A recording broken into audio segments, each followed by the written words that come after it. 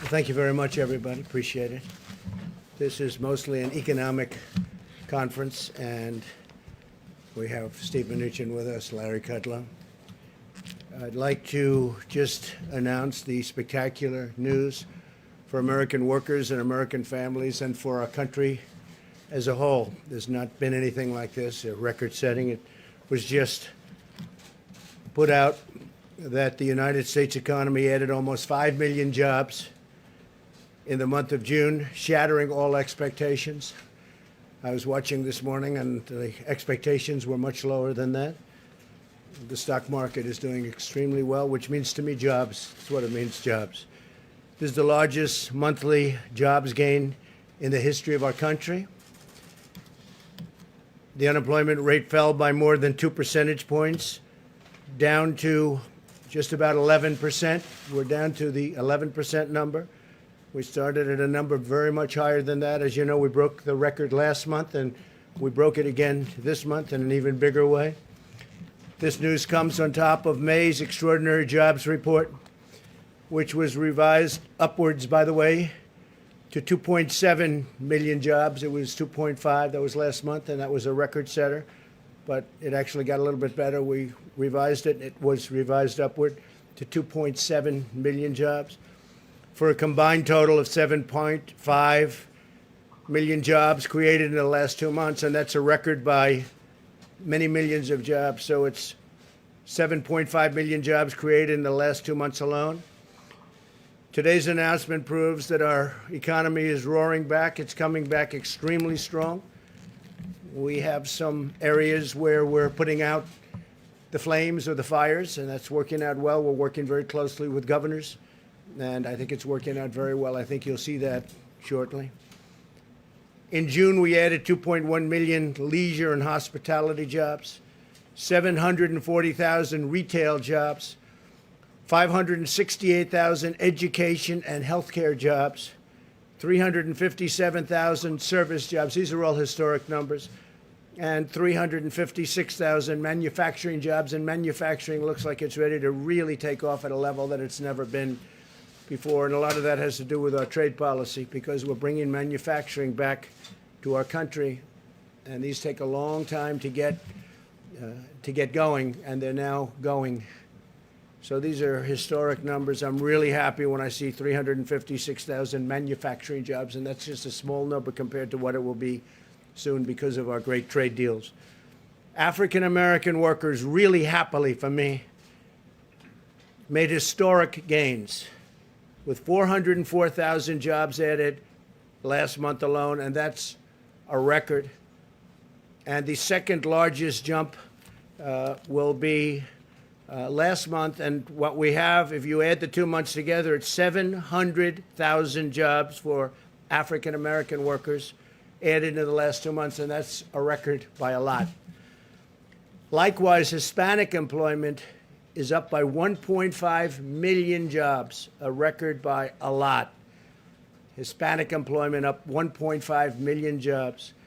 3 million more women were employed in the month of June, a record. Never had a number like that.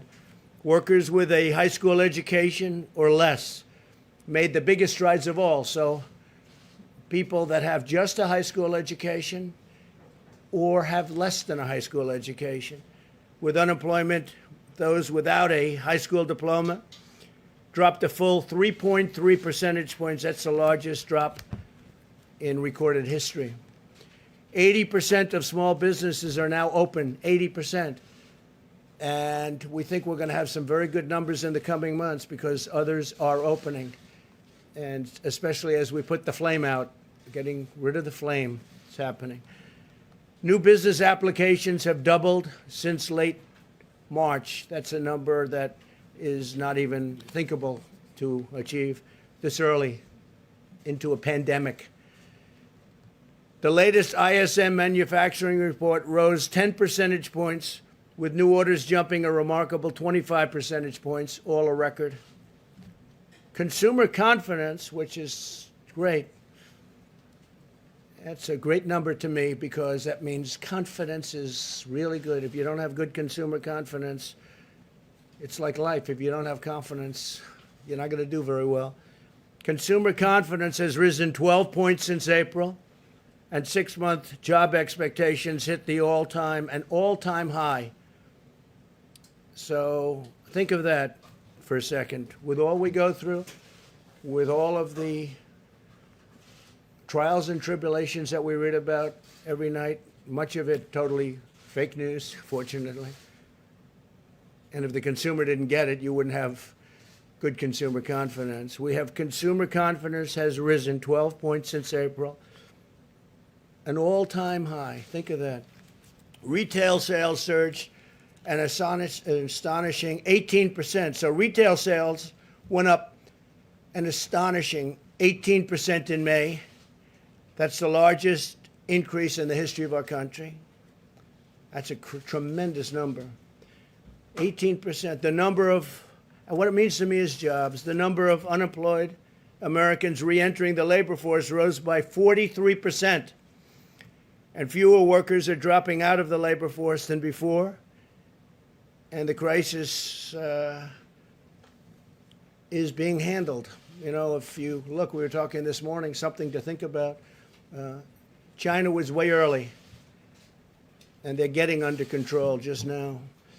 And Europe was way early, and they're getting under control. We followed them with this terrible China virus, and we are likewise getting under control. Some areas that were very hard hit are now doing very well. Some were doing very well, and we thought they may be gone, and they flare up, and we're putting out the fires. But other places were long before us, and they're now, it's a life. It's got a life. And we're putting out that life, because that's a bad life that we're talking about. But all of this suggests that workers are confident about finding a new job. The stock market is soaring with the best gains in over 20 years. In the second quarter, the Dow Jones increased 18%. This is in a quarter, 18. These are not numbers that people have heard about. It's the best in 33 years. The S&P 500 increased by almost 20%, the best since 1998 for the quarter. And NASDAQ increased over 30%, the best since 1999. And we had a 50-month, if you look over a long period of time, a phenomenal number. But if you look since the election, we've gone up. The Dow went up close to 45%. The S&P 500 went up 47%. And NASDAQ Composite went up getting close to 100%. So these are numbers that are not numbers that other presidents would have, and they won't have it. The only thing they can kill it's a bad president or a president that wants to raise taxes. You want to raise taxes, this whole thing, your 401ks will drop down to nothing, and your stock market will drop down to nothing. This is not just luck, what's happening. This is a lot of talent. All of this incredible news is the result of historic actions my administration has taken working with our partners in Congress to rescue the U.S. economy from a horrible event that was formed, took place in China, and came here, and they could have stopped it. They could have stopped it. Nobody likes to write that, but they could have stopped it. They know it, and I know it. Through the Paycheck Protection Program, we've extended over $520 billion in loans to nearly 5 million small businesses, saving and supporting the jobs of tens of millions of American workers. This has been a tremendous success, levels that nobody's ever seen before. But we saved all of those jobs and all of those small businesses, and some will be large businesses soon, perhaps. We also rushed urgently needed relief to millions and millions of hardworking taxpayers. They got that directly, and we're working on a phase 4. We're working with Congress. That work has started. Steve Mnuchin can give you a little briefing. Talking about payroll tax cuts. We're talking about more money being infused. And it comes back to us. It comes back. It's all coming back. It's coming back faster, bigger, and better than we ever thought possible. These are the numbers. These are not numbers made up by me. These are numbers. We've implemented an aggressive strategy to vanquish and kill the virus and protect Americans at the highest risk, while allowing those at lower risk to return safely to work. That's what's happening. Our health experts continue to address the temporary hotspots in certain cities and counties, and we're working very hard on that, where the relationship with the governors is very good. We made a call, Mike Pence made a call just yesterday and said, what do you need? Not one governor needed anything. They don't need anything. They have all the medical equipment they can have. Thank you, U.S. government. They have all of the ventilators they have. You know, we're giving many ventilators and selling in some cases and giving when needed, but we're the ventilator king. We're now producing thousands of ventilators a week, and we're helping other countries. And other countries are desperately in need of ventilators, because this is now at 189 countries. That changes all the time, that number. Our last count is 189 countries, and many of them don't have money, and almost all of them don't have a capacity to build a ventilator, which is hard to build, very complex, very expensive, very big in many cases. We've done an incredible job. So we have assembly lines building ventilators, and we're building thousands a week. All of these people are working with governors and local officials to restore best practices, and that's what we've done. That includes face coverings, social distancing, testing, and personal hygiene. Wash your hands. State officials will decide how rapidly to open their economies. That's largely up to them. If we see something that's egregious, we've gotten involved with a couple of them where we thought it was unfair. We'd like to see churches opened quickly, and some of them just don't want to do that. In New York, we got a great ruling from a judge, thank you, Judge, that they can open. If these best practices are implemented, then the hot spots can be calmed quickly, and we understand this horrible disease right now. We didn't understand the disease at all. We did the right thing. We closed it up. We would have lost millions of lives. We've done a historic thing. We would have lost millions of lives. And now we're opening it up, and it's opening up far faster than anybody thought even possible, and more successfully. And as I said, you're going to have a fantastic third quarter. It'll be a third quarter the likes of which nobody has ever seen before, in my opinion.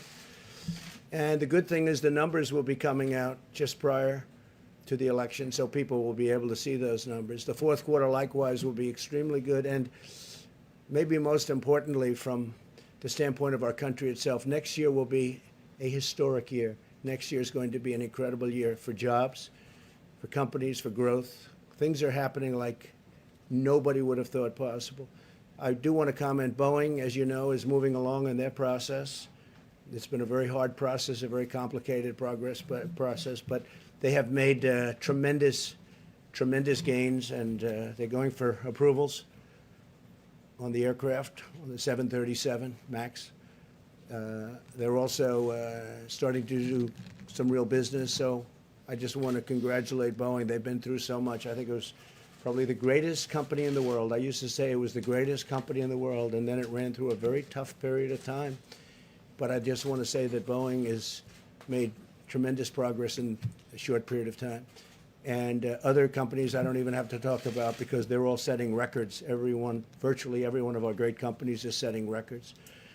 So I want to thank everybody for being here today. These are historic numbers in a time that a lot of people would have wilted.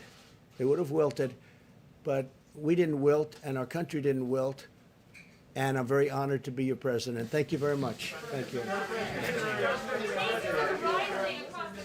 Thanks. On the Russian bounties in your PDB. So let me just